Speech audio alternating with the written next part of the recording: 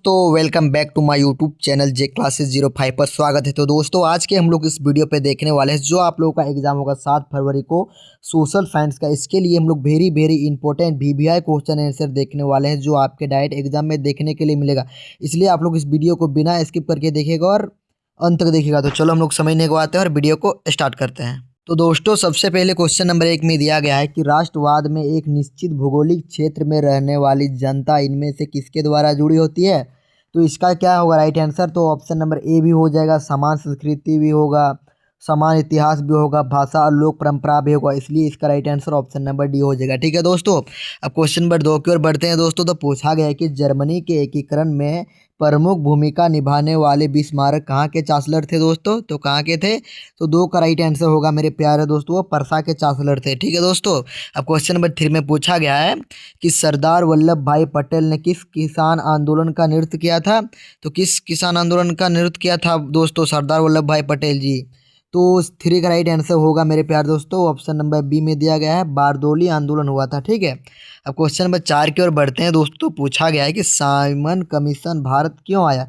जो Simon commission जो था वो भारत क्यों आया था दोस्तों। तो 4 का जो राइट आंसर होगा मेरे प्यारे दोस्तों, वो ऑप्शन नंबर ए हो जाएगा। ठीक है, ऑप्शन नंबर ए में क्या दिया गया है। तो दिया गया है कि भारत में संवैधानिक व्यवस्था की कार्यशैली का अध्ययन करने के लिए साइमन कमीशन भारत आया। ठीक है दोस्तों, अब क्वेश्चन नंबर 5 की ओर बढ़ते हैं। तो इसमें पूछा गया है कि प्राचीन काल में किस स्थल मार्ग से एशिया और यूरोप का व्यापार होता था दोस्तों। तो इसका क्या होगा राइट आंसर मेरे प्यारे दोस्तों। तो 5 का जो राइट आंसर होगा मेरे प्यारे दोस्तों, ऑप्शन नंबर बी हो जाएगा, यानी कि रेशम मार्ग। ठीक, अब क्वेश्चन नंबर 6 की ओर बढ़ते हैं दोस्तों। तो पूछा गया है कि गाड़ियों के उत्पादन के लिए असेंबली लाइन का प्रयोग अमेरिका में सबसे पहले किसने किया था दोस्तों। तो किसने किया था अमेरिका में दोस्तों। तो उसका जो राइट आंसर होगा 6 का, वो ऑप्शन नंबर डी हो जाएगा, हेनरी फोर्ड ने किया था। किसने किया था। तो हेनरी फोर्ड। ठीक है दोस्तों, क्वेश्चन नंबर 7 में पूछा गया है कि डॉन ऑफ द सेंचुरी नामक चित्र में किसका महिमा मंडल है दोस्तों। तो 7 का क्या हो जाएगा, राष्ट्रवाद हो जाएगा, या प्रजातंत्र, या औद्योगिकरण, या संगीत। तो मेरे प्यारे दोस्तों, 7 का जो राइट आंसर हो जाएगा वो संगीत हो जाएगा, यानी कि म्यूजिक। ठीक है दोस्तों, अब क्वेश्चन नंबर 8 में पूछा गया है कि स्पेनिंग जेनी मशीन ने किस प्रकार में वृद्धि की। तो किस प्रकार में वृद्धि की। तो कटाई में, या बुनाई में, या छपाई में, या रंगाई में। तो मेरे प्यारे दोस्तों, 8 का जो राइट आंसर होगा मेरे प्यारे दोस्तों, वो कटाई में। ठीक है, यानी कि कटाई में। ठीक है, अब क्वेश्चन नंबर 9 में पूछा गया है कि भारत में पहला प्रिंटेड प्रेस किसके द्वारा लाया गया था। तो किसके द्वारा लाया गया था दोस्तों भारत में प्रिंटर प्रेस। ये फ्रांसीसी द्वारा, पुर्तगालियों द्वारा, डचों द्वारा, या अंग्रेजों द्वारा।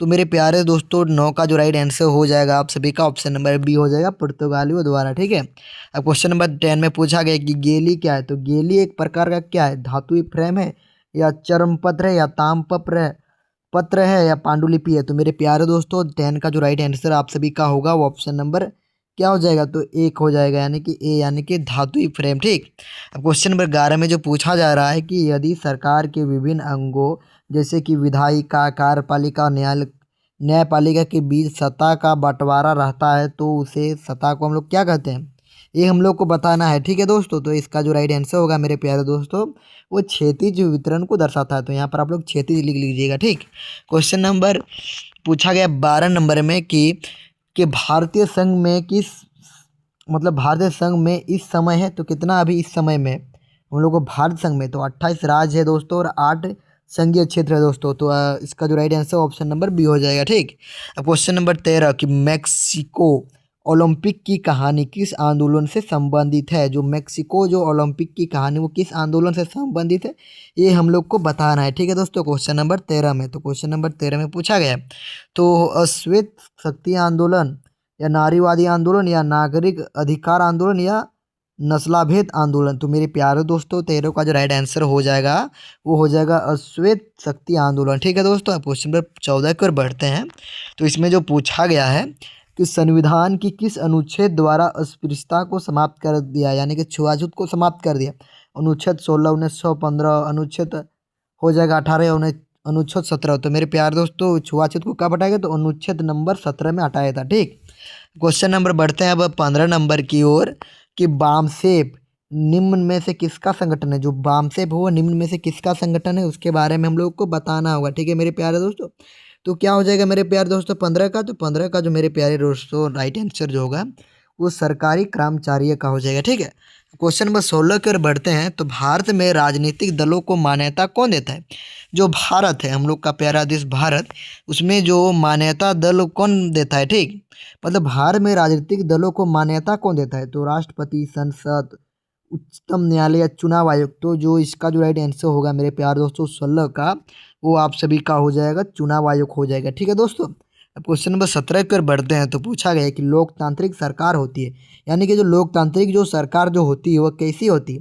तो उत्तरदायी सरकार होती है, जिम्मेदार सरकार, या वैध सरकार, या उपयुक्त सभी।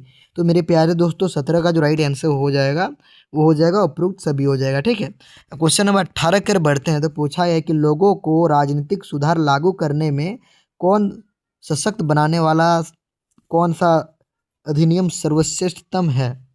तो मेरे प्यारे दोस्तों 18 का जो राइट आंसर हो जाएगा मेरे प्यारे दोस्तों वो ऑप्शन नंबर ए हो जाएगा, यानी कि सूचना का अधिकार हो जाएगा। ठीक है, हो जाएगा। ठीक, समझ में आ गया। क्वेश्चन नंबर 19 कि निम्न में से किस राजनीतिक संस्था में महिलाओं के लिए सीट आरक्षित है? ठीक है, लोकसभा, विधानसभा, पंचायती राज, उपयुक्त सभी। तो मेरे प्यारे दोस्तों 19 का जो राइट आंसर जो होगा वो ऑप्शन नंबर डी हो जाएगा, मतलब उपयुक्त सभी हो जाएगा। ठीक है, अब क्वेश्चन पर बढ़ते हैं। अब दोस्तों सॉरी दोस्तों, इसका डी नहीं होगा, पंचायती राज होगा। ठीक है, सॉरी, मैं आप लोग गलत बताया इसलिए सॉरी। क्वेश्चन नंबर 20 कि नर्मदा बचाओ आंदोलन का नेतृत्व किसने किया था दोस्तों? तो ये इसका जो राइट आंसर होगा ऑप्शन नंबर बी हो जाएगा, यानी कि मेघा पाटेकर का था। ठीक, क्वेश्चन पर बढ़ते हैं आप 21 नंबर की ओर कि सामान्यता के आधार पर संसाधन कितने प्रकार के हैं? तो आप सभी को पता ही होगा कि जो संसाधन है वो दो प्रकार है। ठीक है, जैव संसाधन और अजैव संसाधन। ठीक है, तो इसका right answer option number A हो जाएगा। ठीक, क्वेश्चन नंबर 22 कि किस राज्य में काली मृदा मुख्य रूप से नहीं पाई जाती? मतलब किस राज्य में काली मिट्टी नहीं पाई जाती उसको बारे में लोग को बताना है। ठीक है दोस्तों, तो महाराष्ट्र में पाई जाती है, गुजरात में भी पाई जाती है, मध्य प्रदेश में, लेकिन जो ये राजस्थान है, तो आप लोग राजस्थान यदि जाएंगे भविष्य में तो वहाँ पर देखिएगा कि वहाँ पर काली मिट्टी नहीं पाई जाती है। ठीक, क्वेश्चन नंबर 23 कि भारत में जैव विविधता को कम करने वाला कारक कौन है?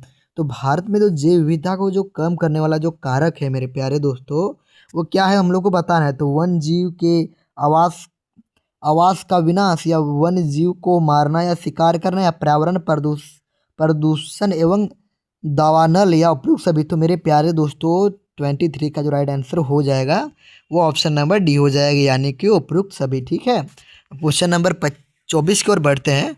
तो पूछा गया है कि बहुउद्देश्य परियोजना का कौन कौन सा लाभ है? तो इसके हम लोग को लाभ बताना है। ठीक है, तो बाढ़ पर भी नियंत्रण होता है, सिंचाई की सुविधा भी होता है, जल विद्युत उत्पादन, यानी कि जल से जो विद्युत उत्पादन होता है, उपयुक्त सभी। तो मेरे प्यारे दोस्तों 24 का जो राइट आंसर हो जाएगा वो ऑप्शन नंबर डी हो जाएगा। ठीक है दोस्तों, अब क्वेश्चन नंबर 25 में पूछा गया है कि चाय, कॉफ़ी, रबर, गन्ना, केला आदि किस तरह की फसलें हैं?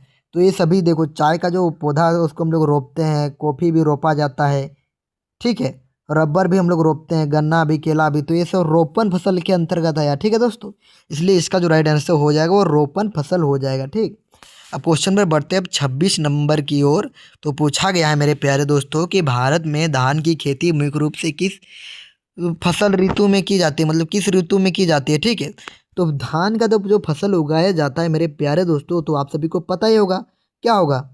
तो इसका जो राइट आंसर हो जाएगा 26 का ऑप्शन नंबर ए हो जाएगा, यानी खरीफ फसल। ठीक, उसी को हम लोग धान रोपते हैं उस समय खरीफ फसल उसको कहते हैं। ठीक, अब क्वेश्चन नंबर बढ़ते हैं अब 27 नंबर की ओर कि निम्नलिखित कोयले की खानों में से झारखंड कौन राज्य झारखंड में है? तो कौन राज्य सॉरी दोस्तों कि निम्नलिखित कोयले के खानों में से कौन झारखंड राज्य में? तो कौन झारखंड में? ये तो नहीं है, झारखंड में है नहीं है, सिंगरनी भी नहीं है, रानीगंज भी नहीं, लेकिन जो बोकारो है वो झारखंड में है मेरे प्यारे दोस्तों, इसलिए हम इसका राइट आंसर बोल सकते हैं कि बोकारो हो जाएगा। ठीक, क्वेश्चन नंबर 29 की ओर बढ़ते हैं। तो पूछा गया है कि निम्नलिखित में से कौन एक आधारभूत उद्योग है? तो इसमें से कौन एक आधारभूत उद्योग है मेरे प्यारे दोस्तों? तो 28 का हो जाएगा चीनी उद्योग, लोहा इस्पात उद्योग, या सूती वस्त्र उद्योग, या उर्वरक उद्योग। तो मेरे प्यारे दोस्तों इसका जो राइट आंसर हो जाएगा ऑप्शन नंबर बी हो जाएगा, यानी कि लोहा इस्पात उद्योग।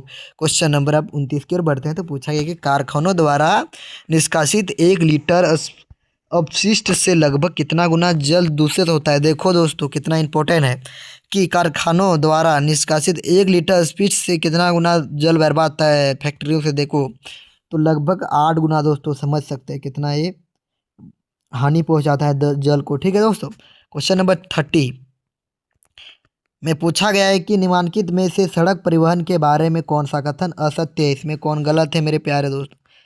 तो सड़क घर घर सेवाएं उपलब्ध कराता है, ऊबड़ खाबड़ भूमि पर भी बनाई जा सकती है, ये सही है। सड़क परिवहन अन्य परिवहन के साधनों के लिए कड़ी कार्य करता है, ये भी ठीक है। रेलवे की अपेक्षा लागत बहुत अधिक है। वंदे मातरम मेरे प्यारे दोस्तों।